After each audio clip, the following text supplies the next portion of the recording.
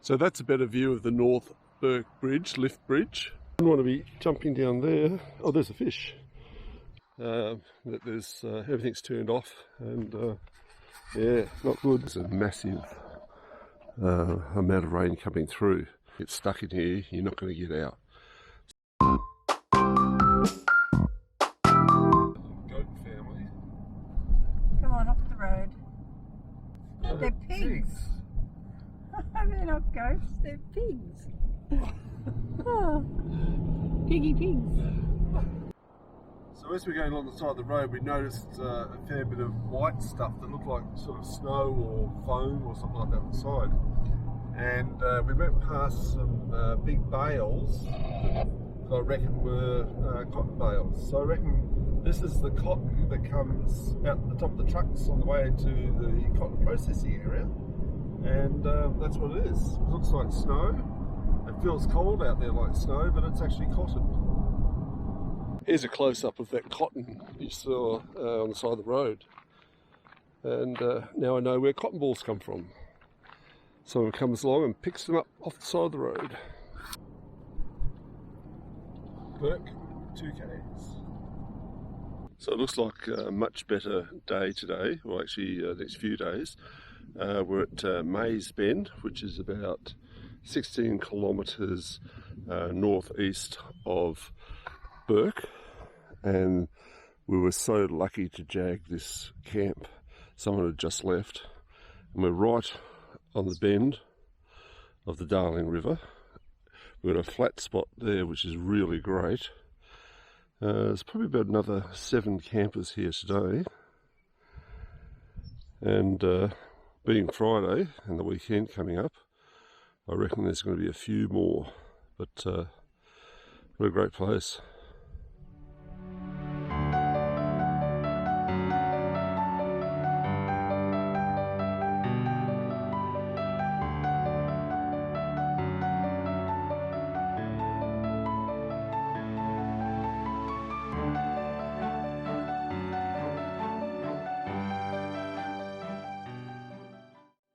Going. Who wants to be tea tonight?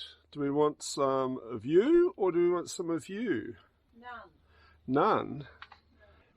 So I've given the Oz barrier a bit of a test here. Definitely stops the wind. It's got holes down here we can put pegs in if you really need to. It comes in different versions, I believe. You can get the 3-panel, the lighter one, 3-panel. We just like this one. It's definitely worth using. You look down there, there's some cows actually. We're having steak tonight, by the way. No, not you guys. No. But, yep, Oz barrier. Good invention.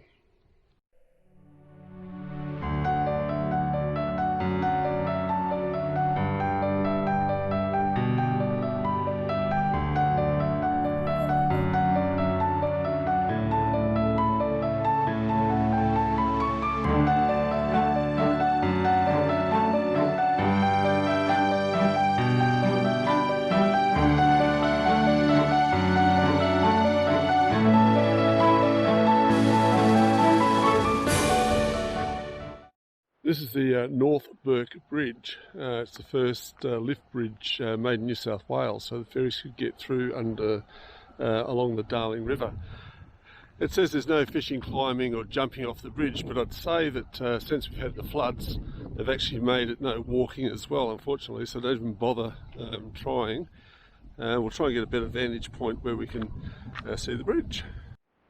So that's a better view of the North Bourke Bridge, lift bridge. It looks like it's still in pretty good condition, but just looking back along this road here, you can see why they've closed it. That wood section there, it looks a little bit dippy, but that's it. In the background you can see the new road bridge, and yeah, that looks pretty good. It's still got its cables and cogs, and I reckon it probably still works. Not only the locals are tough in this town of Bourke, you should check out their rubbish bins. Look at this. I thought that was just a normal bin, but that's actually made of steel. I I'll tell you what, it's got the wheels on it too.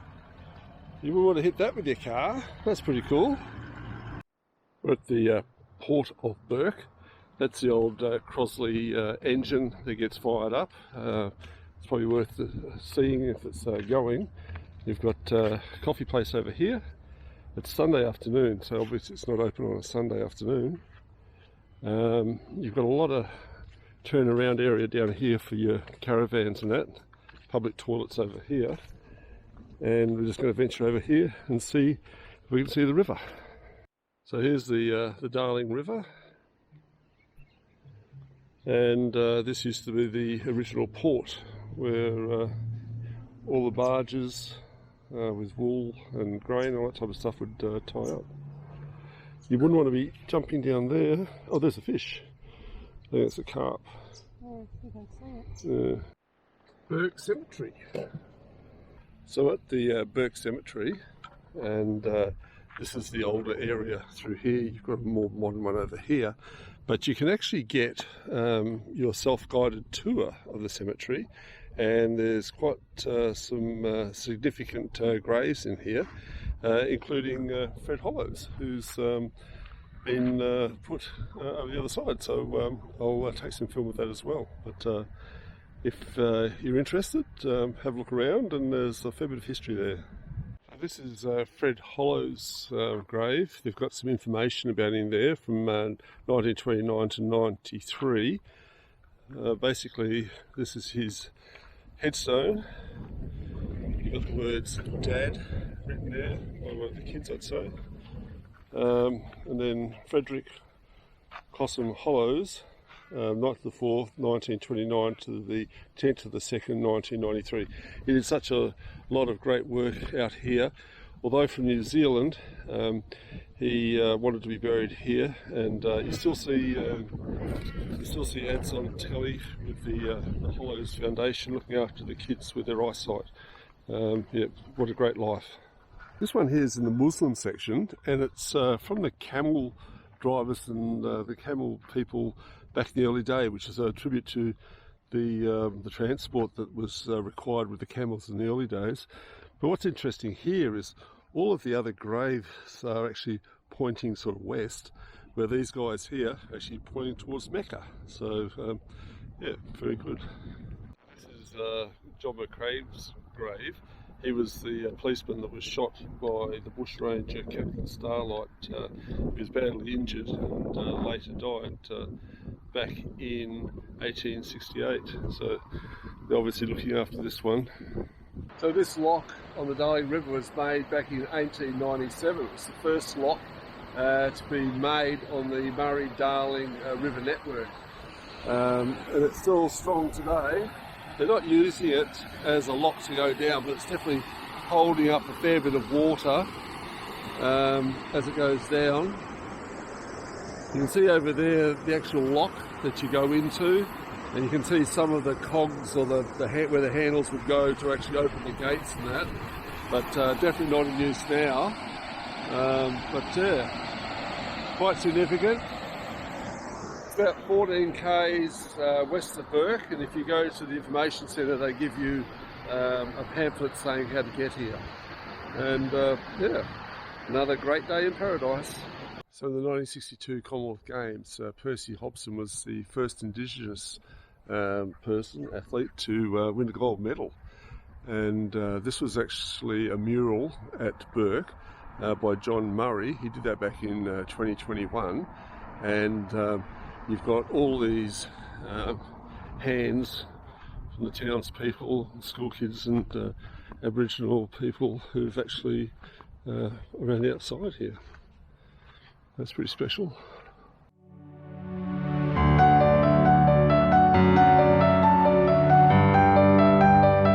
Sometimes you see things on the side of the road that really make you think and make you really sober up. And this is one of them. These poor people obviously had a caravan fire. The caravan itself isn't that old. It's a modern one. I just hope that they weren't hurt, and I hope they were insured. But you see something like that, and it just makes you think you've got to be so careful when you leave your caravan. that there's everything's turned off, and yeah, not good. Hey guys, you're on the wrong side of the fence. How are you going to get across that fence? Whoop. Oh, there's Mum and Dad over there. Can you jump the fence? So the grass is definitely greener on this side of the fence than that side. Up there, running down. They're doing a runner. So we're sitting at Mays Bend, enjoying eating. Of course, we've got some yummy stuff here. We've got a decent fire going down here. There were lots of people camped all the way around, and it's the Big Bash, we've just found out, and everybody is actually heading north to the Big Bash. We're not. I think we'll stay right away from the Big Bash, but a very nice camp here. This is our third night, one more night and we head to Lightning Ridge. Yeah. So look at that fire.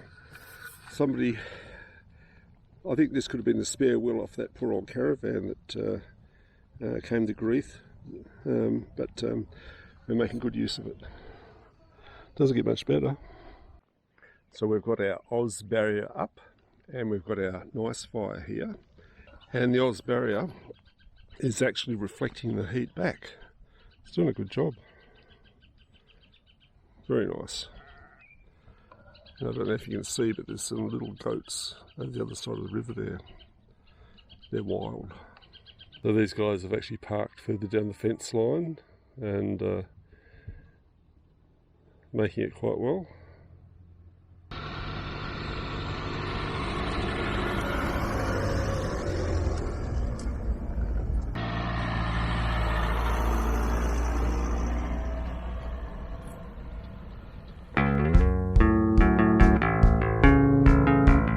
South from our camp, we've got a lot of these little camping areas here. Probably hard to get to with a caravan, but if you had a rooftop or a tent, or maybe even a camper trailer, you could set up camp here and have a pretty good view. Yeah, you wouldn't want to be going down there, that's a bit steep, but yes, very nice.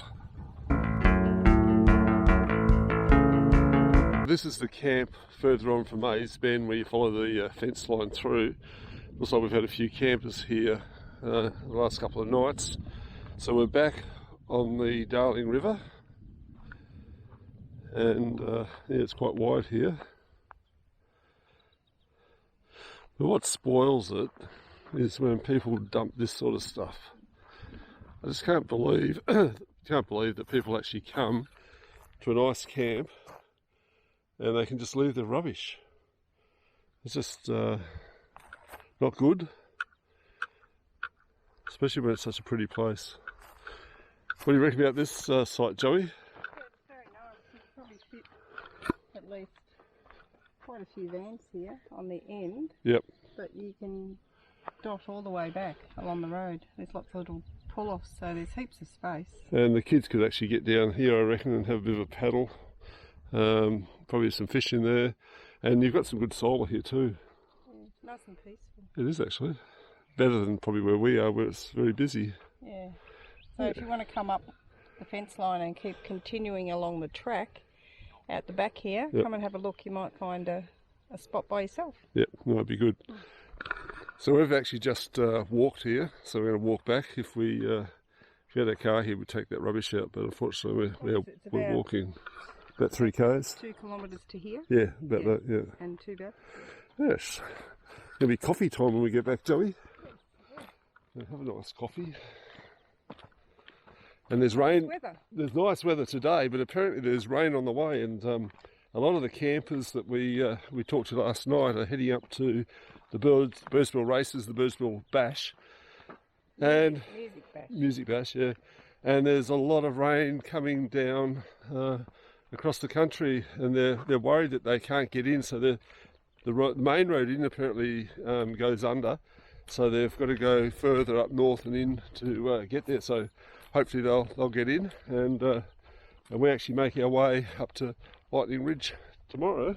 So I've just come into Bourke to get my gas bottle filled up, and I found out that Crossroads Tyre Service are the guys that actually fill your bottles, and they do swap and go as well, but they actually fill your own gas bottles.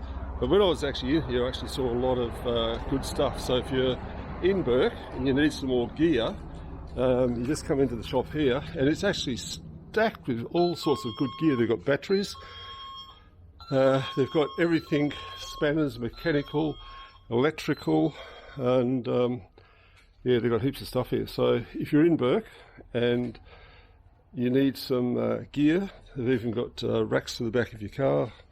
Come and see, and you've got really friendly staff here too who will look after you. Well done. There's Tracy over there, she's working really hard.